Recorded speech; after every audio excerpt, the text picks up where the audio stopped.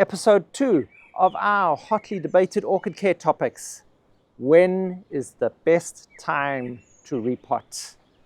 I can hear you getting your pitchforks out already, because there are two main factions in this argument. So let's have a look at them and see which side of the fence you are on. Welcome to the Nature Company. Today we're going to be looking at these two arguments. One being the best time to repot is as soon as you see the new root growth happening on your orchid. And number two is repot immediately after flowering, whether you see any of that new growth happening or not. So we'll look at both of these two arguments and their ideologies behind it, along with some scientific evidence, and then we'll look at the shortcomings of each of them, so we can help you decide which time is going to be best for you to do your repotting to get the most out of your orchids. If this is the kind of information you're interested in, please hit that subscribe button if you haven't already, and that notification bell to be notified of all our upcoming content so you don't miss out on it. Okay, before we begin, pitchforks away please. Both of these two methods have merit, and there's evidence to prove both of them work. But there are some terrible traps that we need to learn to avoid, because as the age-old saying goes, you can repot all of your orchids the same way some of the time, you can repot some of your orchids the same way all of the time, and you'll never be able to repot all of your orchids the same way all of the time. Now let's understand each of these two methods better, and at the end I'll go through a list of orchids that each method will suit the best. And Ed will post up a list in the Buy Me a Coffee link that will be available for the first week that it's out for everyone to have a look at, and afterwards it will go behind that members only gate. So don't be shy, remember to sign up, become a member, and grow like a pro. Firstly, only repotting as new roots start to emerge. This is what a lot of expert growers advocate for and what they do in their own growing. The reasoning behind this is to allow those new roots to set straight into the new media without causing complete damage to the entire root system. That could very well happen as you're removing it from the media and trying to remove all the media from those old roots. So you may destroy the entire root system, or at least damage it. This way, you're going to allow those new roots to set straight into the new media, allowing for less transplant shock and for quicker, faster, easier establishment of your plant again. And the science behind it points to three major factors that benefit this approach. The three factors are root growth adaptability, avoidance of root rot, and the fact the orchid is in a growth phase. So let's look into these. The root growth adaptability comes into play as those orchid roots start emerging and developing into the new media. Already they're going to be settled in and adapted to the media that you've planted them in. So that's going to reduce a lot of stress on the plant itself, especially since those older roots are not adapted to the same media that you are now putting them back into. They've adapted to the old media that they were in. Perhaps the media might be slightly more decomposed or more compact, or a completely different media that they would then have adapted to, and it will take them a while to readapt to the new environment. And perhaps they may not adapt at all, and this will cause them to decay. So this just goes to show what an important part this would be to repotting as those roots are starting to emerge. The second factor is avoiding root rot. Because those old roots may have been damaged during that repotting process, or they are unable to adapt to the new environment, that velamen will probably start to rot and decay, and that can then cause root rot throughout your entire plant. So as long as you've got those new strong roots growing in and into your media, they have a stronger possibility of survival. And there is avoidance of root rot. The new roots that are setting out will set straight into the new media and be adapted to it, so they're less likely to rot. Whereas older roots may have been damaged during that repotting or that transplant, and they have lost some of that ability to absorb nutrients moisture and probably oxygen, and this will then cause them to start to decay. And we don't want that root rot to set in, as it may affect the whole plant. Whereas those new roots that set out and set into the new media will then be adapted to it, and they have a much greater chance of survival. And now this may be the most important part. The orchid is in active growth. This active growth phase is actually like hyperdrive for the orchid. It's amped up. It's basically like a teenager with all those hormones and growth factors rushing through it. And all of these are allowing the orchid to move those nutrients and moisture around the plant more efficiently and take them to those active growing points where they needed to ensure that that growth can happen. That's going to allow the orchid to grow to its maximum potential and avoid any of that excess transplant stress that it may be under. And this is going to allow it to survive more easily. So if all of this is true, why do we worry about any other time for repotting?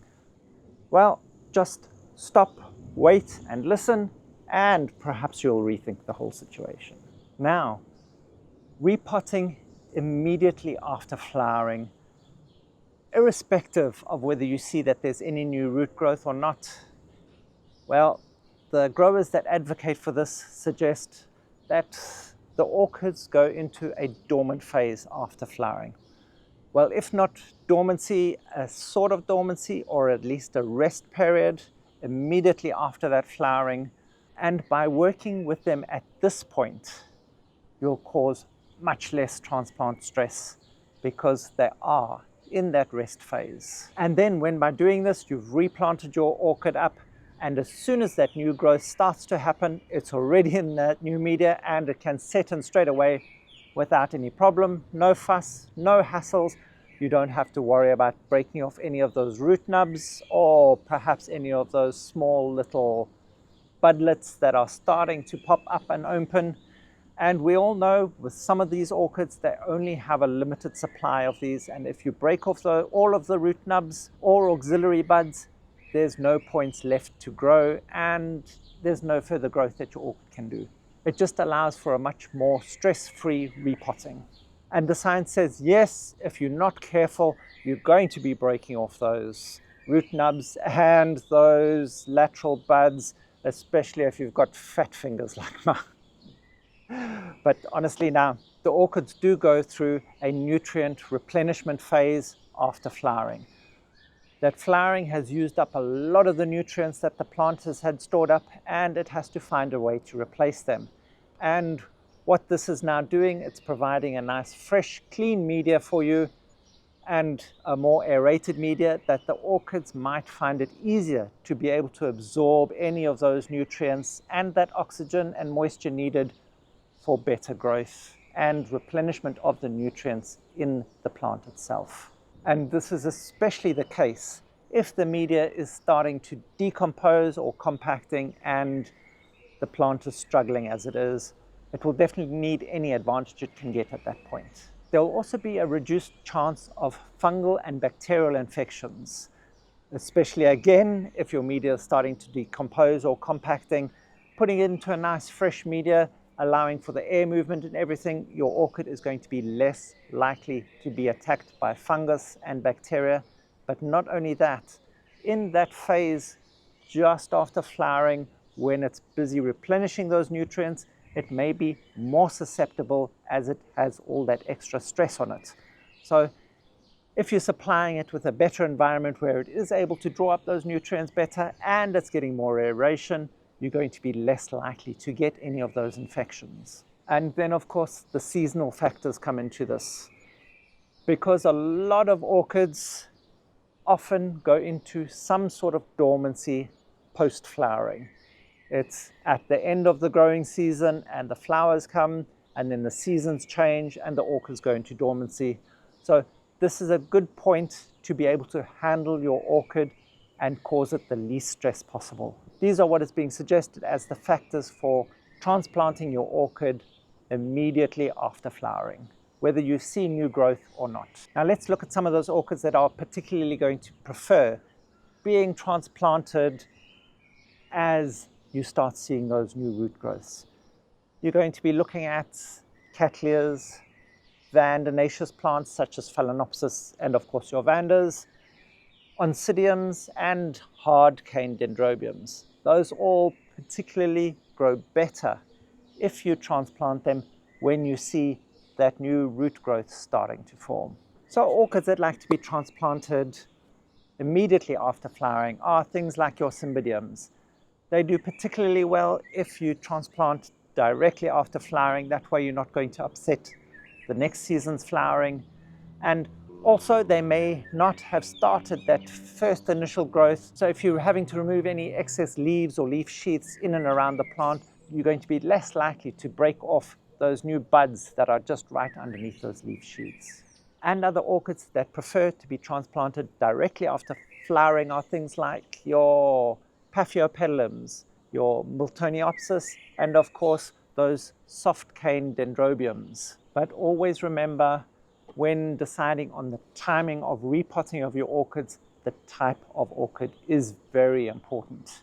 The monopodial orchids like your vandas and your Phalaenopsis are often able to be planted or repotted almost any time of year because they often have root growth throughout the year happening.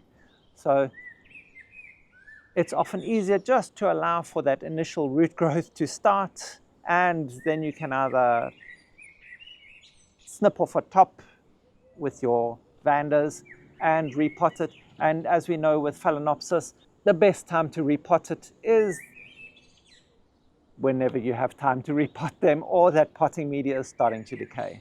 And as opposed to a lot of those monopodial orchids that grow all year round, sympodial orchids are often a lot more seasonal. They'll have seasonal growth and often some sort of dormancy involved.